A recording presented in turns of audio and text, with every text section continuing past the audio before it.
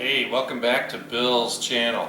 I'm going to show you something fun to cook today, something quite unusual, but I think everyone's going to like it. So, if you've ever been to a brew pub, usually because, you got stale beer, so you try and come up with recipes to cook some of that stale beer. So I've had beer soup before. Well, beer cheddar soup is kind of evolved because beer soup originally, like in medieval times, where you took beer, cooked it till it was thick, and you made a roux, and it was a breakfast food. Prince Frederick Wilhelm of Prussia kind of started the whole thing. But anyway, so the first thing we're doing is I put a little olive oil in my big sturdy pot here, and I dumped in half a pound of pancetta, and I cooked it till it was real nice and crispy, and slotted spoon got it out because we need all those little burn stuff in there to flavor everything. But you want to put a little olive oil because pancetta might stick a little bit, not very much, a tablespoon or two. We're going to put this back in later. I just think pancetta is going to give us a kind of a better flavor. You could certainly use bacon if you don't want to buy pancetta, but there's a half pound all rendered down. Alright, I think this is pretty good to go. We're going to find out. So I got a cup and a half onions, a cup and a half of celery, and a cup and a half of carrots. And let me just make sure.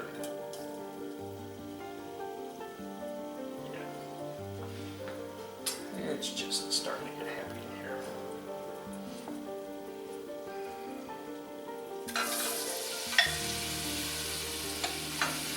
So it's really funny that this is where the soup is evolved too. I really like it this way. I don't know if you ever had like cheese soup that was just kind of like, whoa, a little too much. Like you have a couple spoonfuls and you're like, okay, I'm done. Because the other way beer soup is gone is what I call cheese soup with a little beer in it. And really, we want to know there's beer in it.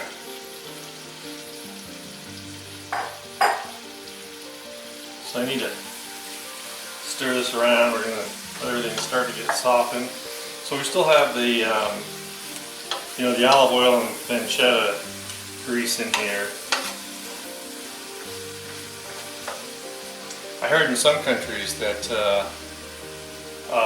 cooking oil has gotten so expensive that people are going back to using good old lard, Crisco and stuff. So I just need to cook this enough to kind of let it break up. Get some roasting going here.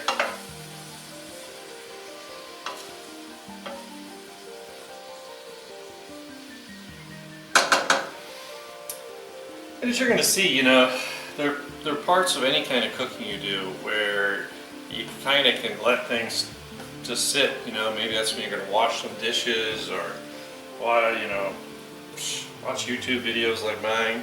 But it's not difficult. I probably spent 15 minutes beforehand cutting stuff up, and it doesn't have to be perfect. If you're making it for the Queen of England, I think you want to do a better job. But, just for your family and stuff, hey, like I usually cut up my carrots. Well, how I make it easier is if I matchstick carrots. Well, guess what? For some reason there's a shortage of matchstick carrots, probably because the process of cutting them is so time consuming. So I'm like, well heck, so out comes the food processor. Boom, they're done. Like I said, they don't have to be perfect. Nothing has to be perfect. But I like doing the recipe like this just because I do like to have chunks of something. And this is pretty basic stuff, right? You got onions, celery, carrots, and I have the mirepoix.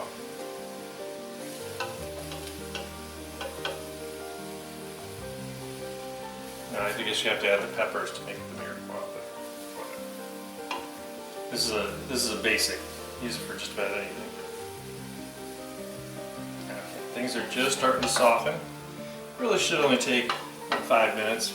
I let the pan cool because I cleaned up the kitchen after I got everything all ready. Let me tell you, cooking pancetta smokes up the whole house. My pet rabbits weren't real thrilled about that smell. I can attest to that.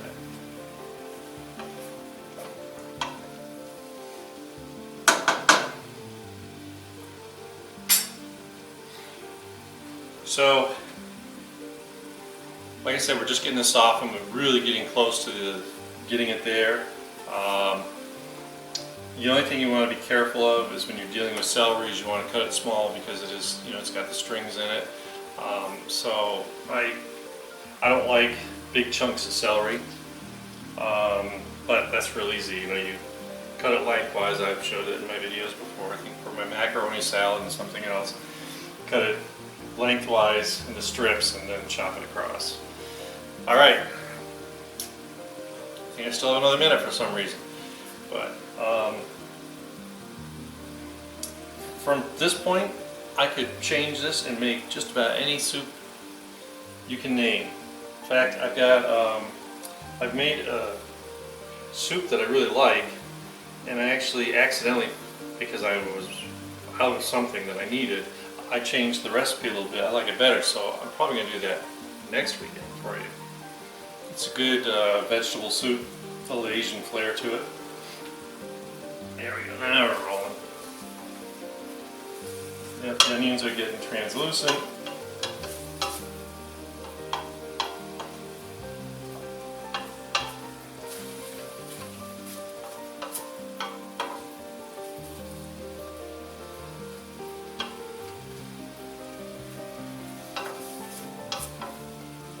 Okay, we're getting real close. So, the other thing, before I continue, is the recipe really, for a lot of people, they want it to be a little sweeter. So you can use a lager. I'm not a fan of that. If you've ever seen me cook with beer before, like my pot pie, my pot pastry pot pie that I do that I love, I think that you could really enhance this with a good stout. The only stout I really like, which is kind of a hybrid, is my Guinness. So that's what I'm going to use today. It's going to give it a little more depth, a little more flavor, and hopefully it's going to make a really great soup. All right, so definitely got this going to town now. So now we got to start building some of the flavor profile. So I've got like 2 big size jalapenos. You want to cut them, devein, seed them, so that they're not quite as toasty. I just want to get some little extra flavor in here.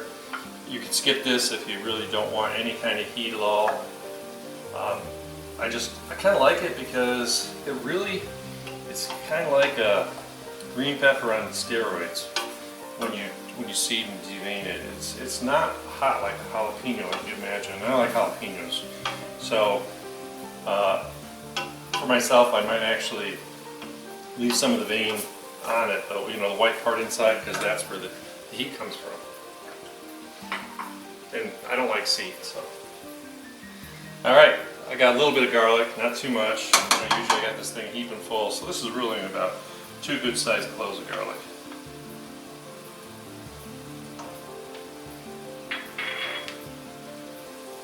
I remember a thing with garlic. So we do have some liquid in here, from everything sweating down. So it's really not frying, it's more kind of just wilting, which is good for the garlic. It's going to give it that That's just let it soften up here a little bit. Okay. We're ready to rock and roll now.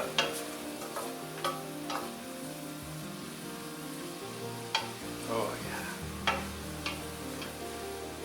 Smells great. Alright, so what's behind beer number one? So I'm going to pour my beer in. Don't be shy. I opened this a little while ago so it can get a little flat. I should have probably done it earlier, but it's okay. The fact it was room temperature helps. Now, this is the interesting thing. I want a teaspoon of thyme. That's all I want.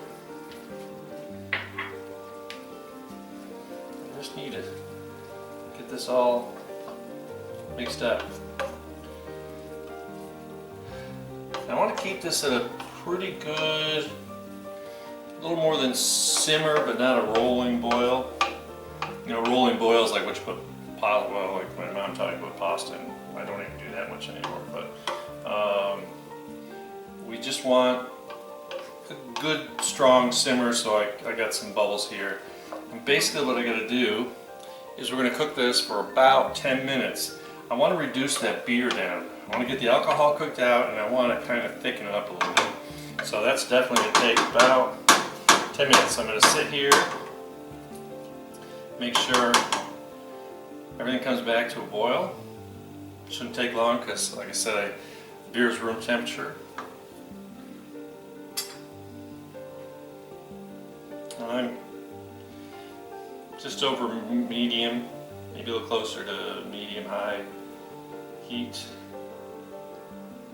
And I see some pretty good bubbles.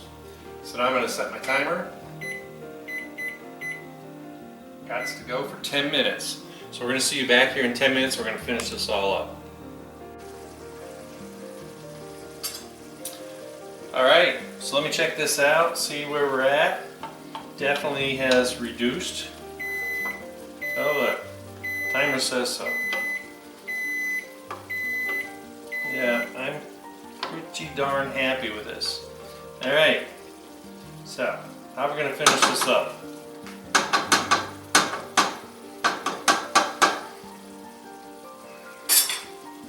First I'm going to turn the heat off because I'm going to switch burners. Pot's pretty toasty, so I'm wearing gloves. Set this over here, and I'm going to turn it back on. That's fine. Just keep it going. But I got to make a roux. So I've got 4 tablespoons of butter, half a stick of butter. Gonna melt this. Don't want to do it too hot.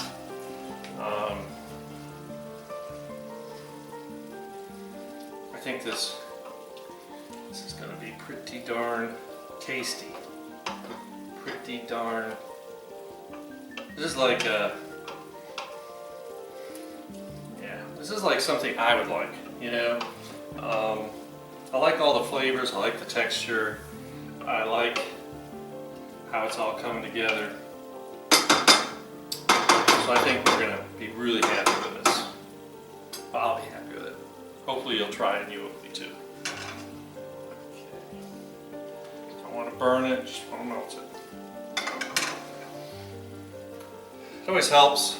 Part of my prepping is I get the pan out, I put the butter in, so the butter has a chance to get a little warmer.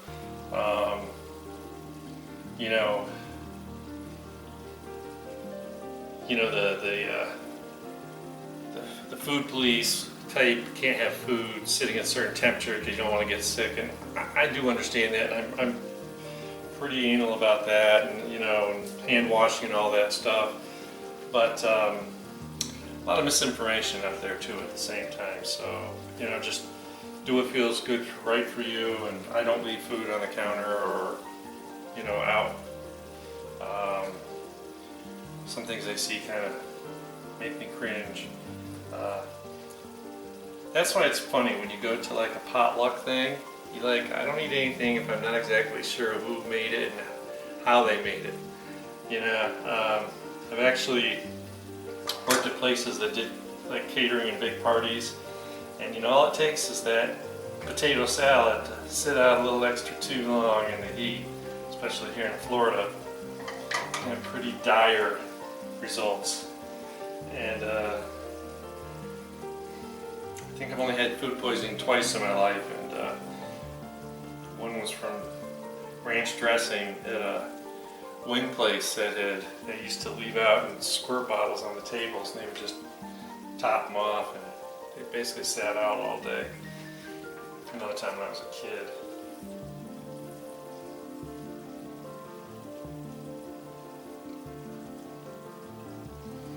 Alright, so I got some good heat here. Making a roux, we don't want to burn everything up. So, I just have my half stick of butter. I got a 1/4 cup of flour.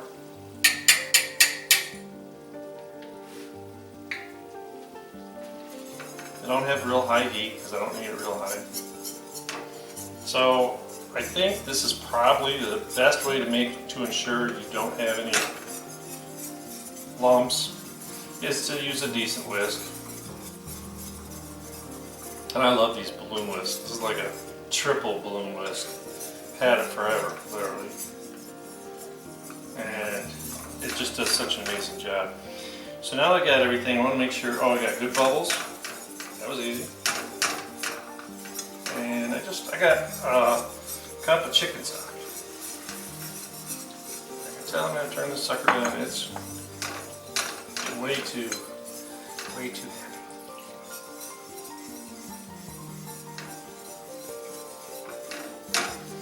Just take your time. See what? You need this to cook for about 2 minutes just to get that flour. I say this all the time, broken record. To have that raw flour taste out of it.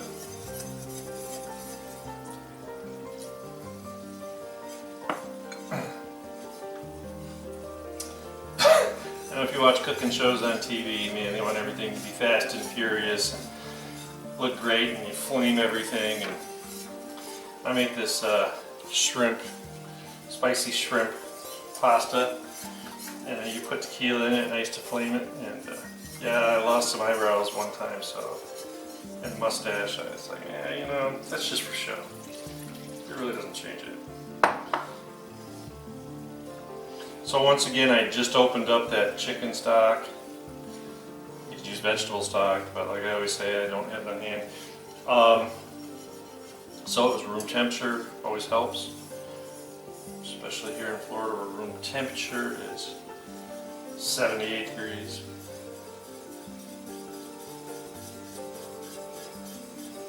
Get some heat on here, get some good mixing.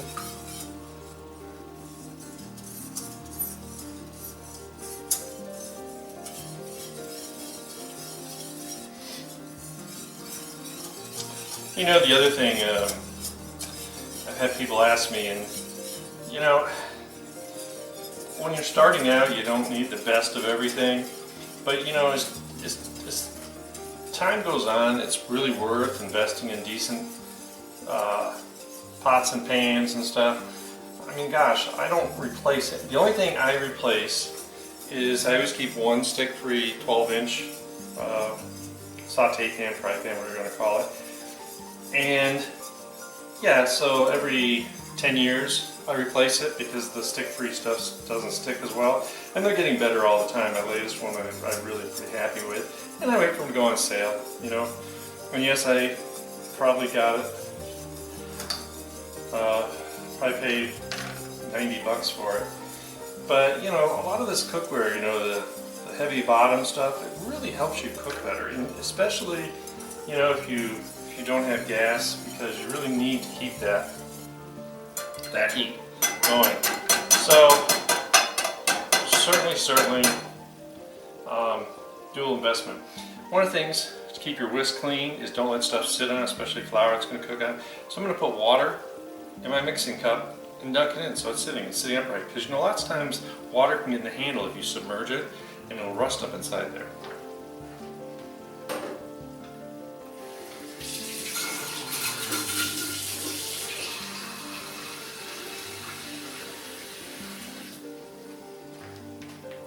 Okay, so now I need to put my roux. We're going to stir it right in here. Ooh, isn't that pretty? It should be just like cake mix.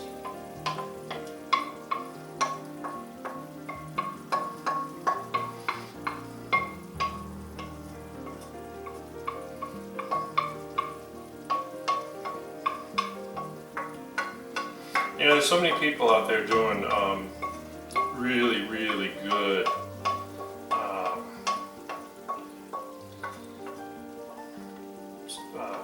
confections, sweets, cakes, cookies, stuff like that.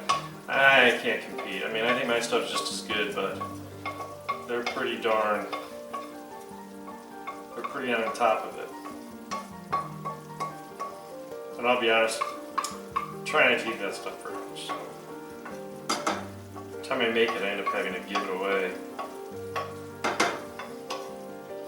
Alright, so I'm gonna have these pads out somewhere.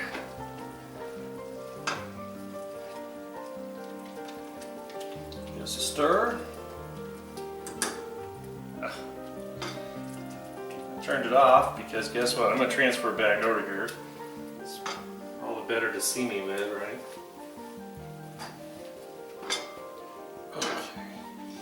I like this burner better anyway, so it works out.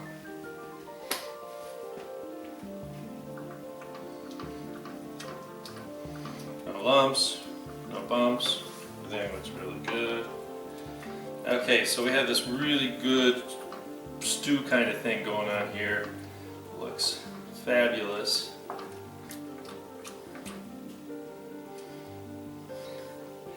did find some pieces of garlic, but I must not have mixed up as well. That's okay. Alright, so now what am I going to do? I can't remember. Yeah, so got this nice and hot.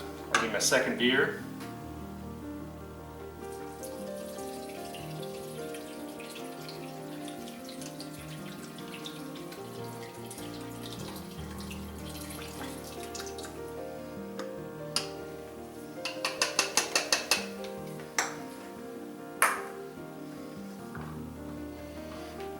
Back up to some kind of a boil. And while I was thinking about that, the color of this with the Guinness is just I think fabulous. All right, but I want to get a little bite in here, so I'm going to use a tablespoon of Dijon mustard. And I ain't prejudiced. I do like Grey Poupon better. And I need a splash, heavy splash, of Worcestershire sauce. Want about a tablespoon of that too. And actually it's funny because in my original recipe I use that to darken it, but when I use Guinness I really don't have to. I'm just so used to the flavor, that's why I do it. Alright, this is kind of the oddball thing. So I have literally 1/8 of a teaspoon of cayenne pepper. Just want to get a little of that bite. We're going to cut through some of the heaviness of the soup when we get it all together. But one of the things I really like is smoked paprika. So I've got 1/4 of a teaspoon of smoked paprika in here. Of course, the kitchen's getting kind of sweaty from all the boiling stuff. All this adds to the color, and I can instantly smell that smokiness of the paprika. I really like how that it adds to the flavor.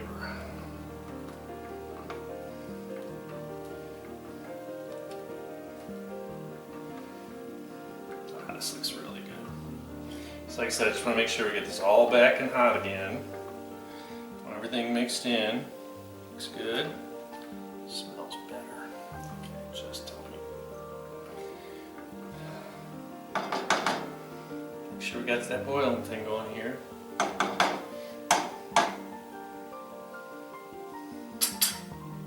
Wash bottles.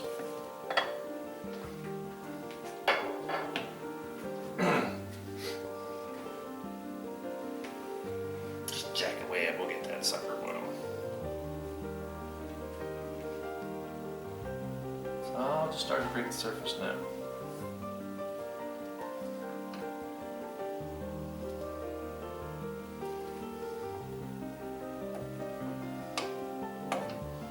And it's funny, this recipe actually started out, I was going to make broccoli cheddar soup, and then I'm like, you know what? Yeah, let's do something more fun. And this is definitely more fun. But I will do the broccoli, I promise. It is one of my favorite recipes.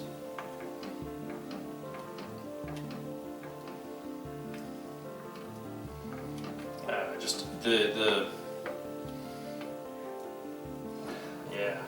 yeah, this is just really coming together really well.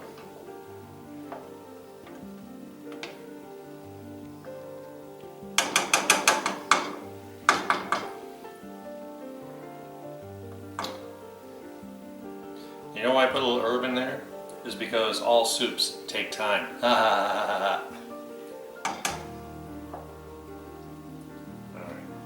maybe I'll edit that out so I don't embarrass myself.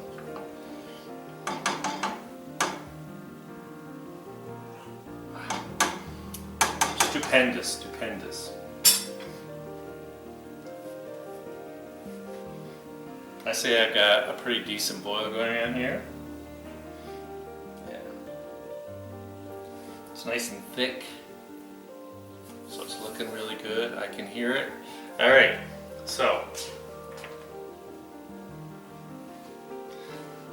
I've got 2 cups, half and half. I will be honest, it's an experiment like everything else. The grocery store was out of half and half, so I've got light whipping cream. The difference in fat content is really not that much, so I don't foresee it.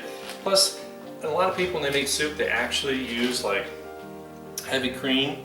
I don't tend to do that, but you know, I'm like, what the heck? Something I'm gonna learn. So what I want to do, I know you can't hear it, but I want to get this soup in here and heat it up pretty quick. Let me get the cream in here.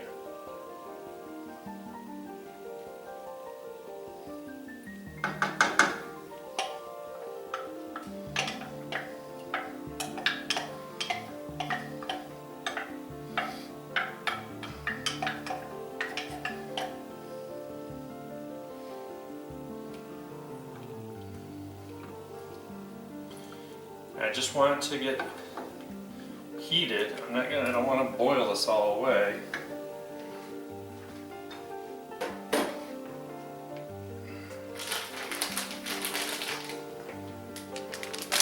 Then for the fun part, I have 6 cups of sharp cheddar cheese.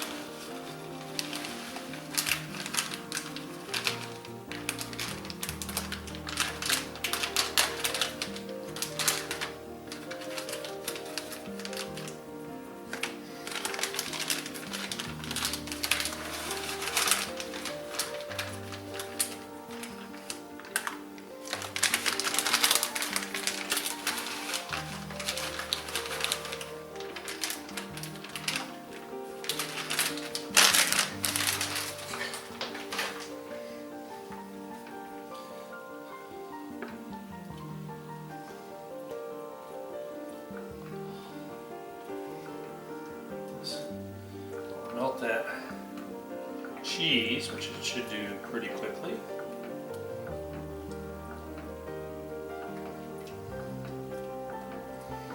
And while we're doing that, let's get my pancetta. Let's get that flavor back in here.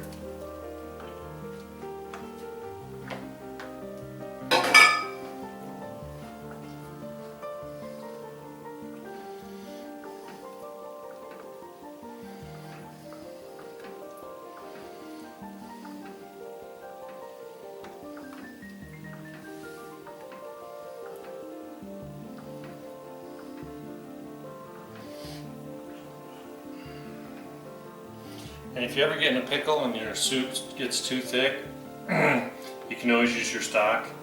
You can use water, you can use beer, and there's so many things you can put in here to thin it down. But I like this soup to be kind of a little heartier. That was kind of the original intent of it. Off the heat. Everything's just finishing coming together here.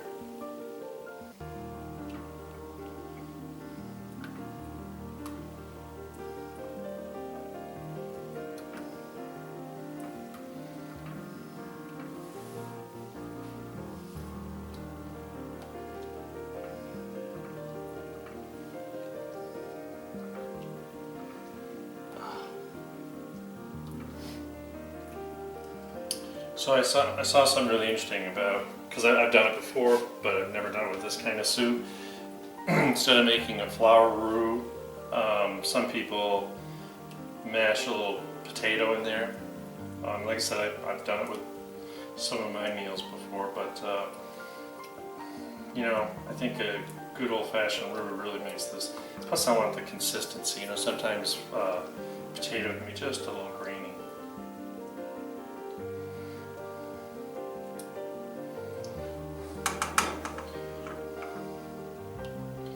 I think this is really ready to rock and roll. I'm afraid to stop stirring it because I don't want anything bad to happen. But it's all good.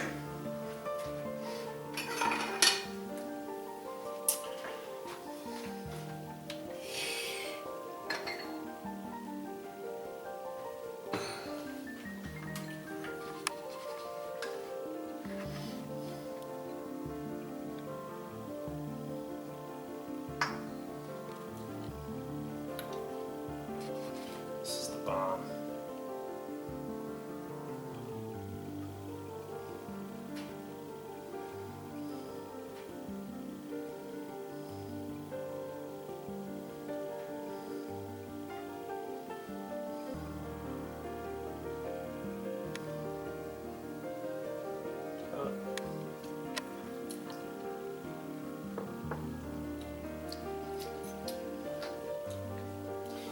Well, it started with a prince, but it's really fit for a king. I think you'll really like this soup. I know it's beautiful. It's really got that nice kind of caramel color to it from the beer and from everything I put in it. And like I said, if you could smell this, you would just fall in love with it. So like I always say, please subscribe. I need those subscriptions so, you know, I can retire. I want you to make comments, give me a thumbs up, you know, ring the bell so you get notifications. Try some of this stuff out. Tell me what you think.